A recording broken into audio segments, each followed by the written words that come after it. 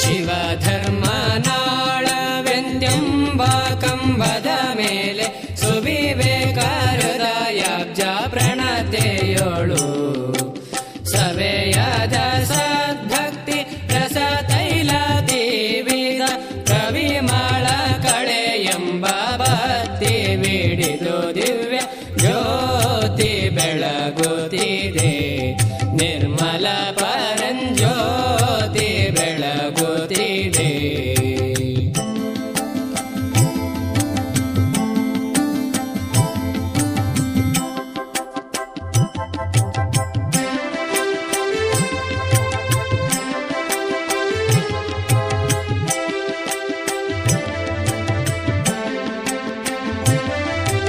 ಮುಸುಕಿರ್ದ